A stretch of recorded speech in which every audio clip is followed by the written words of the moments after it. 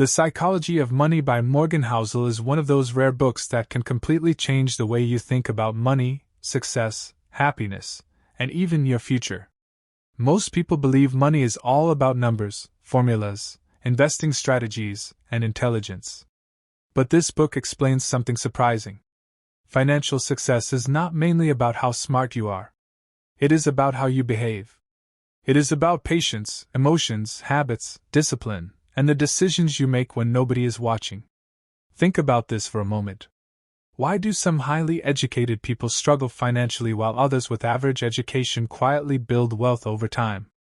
Why do some lottery winners lose everything within a few years while ordinary workers become millionaires through simple habits?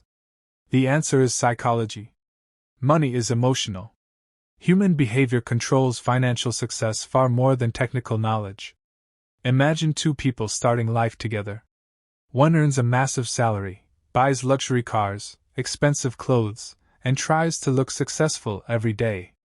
The other person earns less but saves consistently, invests patiently, avoids unnecessary debt, and lives below their means. Society often admires the first person because their success is visible.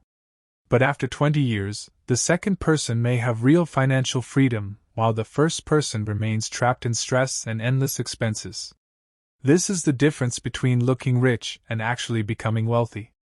The book shares the incredible story of Ronald Read, a janitor who quietly built millions of dollars through patience and long-term investing. He did not earn a huge salary. He did not become famous.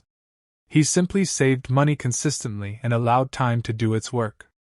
On the other side was Richard Fuscone, a highly educated executive who earned enormous amounts of money but lost almost everything because of risky decisions and lifestyle inflation. These two stories prove an important lesson. Let's talk about belief. Your beliefs about money were not created by you alone. They were shaped by your environment, your upbringing, your society. Maybe you heard things like, "Money doesn't grow on trees. Rich people are greedy. You have to work hard your whole life to survive." These statements may seem harmless, but over time, they become your internal programming. And that programming controls your financial reality. Because whatever you believe to be true, your mind will find ways to prove it. If you believe money is hard to get, you will experience struggle. If you believe you're not worthy of wealth, you will subconsciously block opportunities. But here's the good news. Beliefs can be changed. And when you change your beliefs, you change your life. Start by becoming aware. Notice your thoughts about money. Do you feel stress when you think about it? Fear? Doubt? Or do you feel excitement, possibility, and confidence? Awareness is the first step toward transformation. Now let's move to something even deeper, your emotions. Money is not just attracted by thoughts, it's attracted by feelings. You can say all the affirmations you want, but if deep inside you feel fear, scarcity, or desperation, that's the signal you're sending out. And that's what you will receive more of. So instead of focusing on "I need money," shift to "I am grateful for the abundance already in my life." Gratitude is one of the most powerful emotions for attracting wealth. Because gratitude signals to your mind and the universe that you already have enough. And when you feel like you have enough, you become a magnet for more.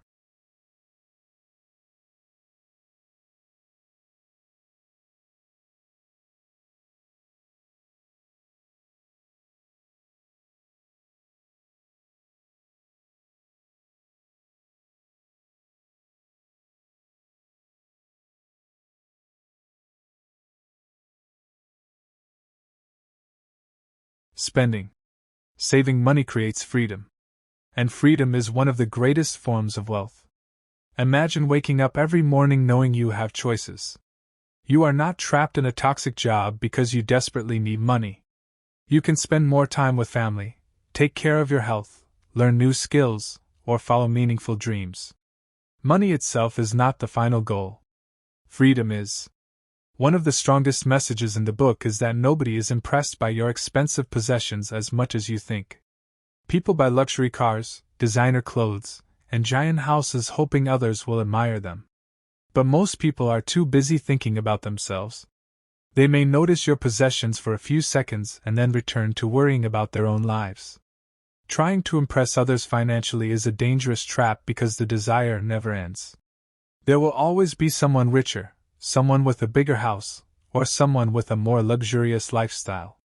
If your happiness depends on comparison, you will never feel satisfied. The author explains the difference between being rich and being wealthy. Rich means high income and visible spending. Wealth means assets, savings, investments, and financial security. Richness is visible. Wealth is often invisible. Many truly wealthy people look ordinary because they do not spend money trying to prove anything. This idea completely changes how you see success. The world often rewards appearance more than reality. But appearance does not create peace. Real wealth creates peace because it gives you stability and options during difficult times.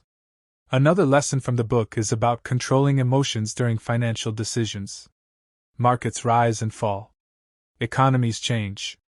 Unexpected problems happen. During difficult times, fear pushes people into bad decisions. During successful times, greed encourages risky behavior. Most financial mistakes happen because emotions take control. The people who survive financially for decades are usually not the. This is why emergency savings matter so much. Savings are not only about money. They are about reducing fear.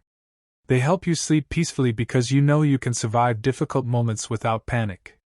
The book repeatedly reminds readers that simple financial habits are often more powerful than complicated strategies. People search for secret tricks to become rich quickly, but lasting wealth usually comes from boring consistency. Spend less than you earn. Save regularly. Invest patiently. Avoid unnecessary debt. Stay calm during uncertainty. Repeat these habits for years. Many people underestimate how life-changing these simple actions become over time. The author also talks about happiness and enough. This may be one of the deepest lessons in the entire book. Some people spend their whole lives chasing more money, more status, and more possessions without ever feeling satisfied. The goalpost keeps moving. They achieve one dream and immediately start chasing another. But endless greed can destroy happiness. Learning to say enough protects your peace. Wanting more is natural, but if you never appreciate what you already have, no amount of success will satisfy you. Another beautiful lesson is that controlling your time matters more than showing off wealth. The ability to decide how you spend your day is true luxury. Some people earn huge incomes but sacrifice health, relationships, and peace in the process. Others earn less but enjoy meaningful, balanced lives. Money should improve your life, not imprison you. The book also teaches that every person has a different relationship with money because everyone experiences life differently. Someone who grew up during poverty may fear losing money and avoid risks completely. Someone raised during economic growth may feel comfortable taking financial risks. Understanding this helps you stop judging people harshly.